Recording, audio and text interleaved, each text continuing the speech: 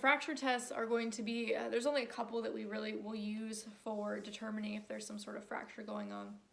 And what we would do, the first one for the compression test with an axial load, we're going to do this if we think there's a fracture in the setup I have here is more the carpals and the metacarpals. So in this area, we would have the MCP flex to 90, and then I would provide an axial load on whatever metacarpal I want to line up to. So if I'm worried about the third, I'm going to line up on the third. If I'm worried about the fifth, I'm going to line up on the fifth, so on and so forth.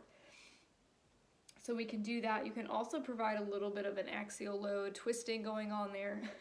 Shouldn't like that.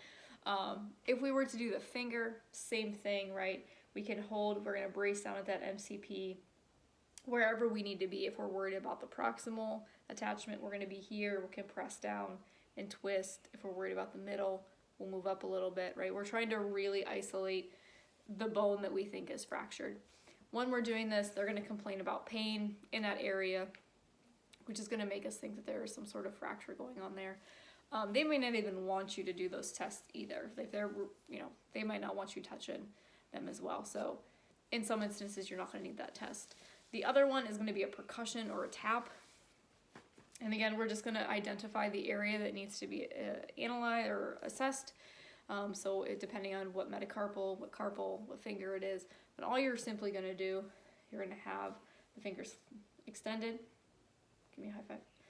And we're just going to tap or flick wherever we think the fracture might be.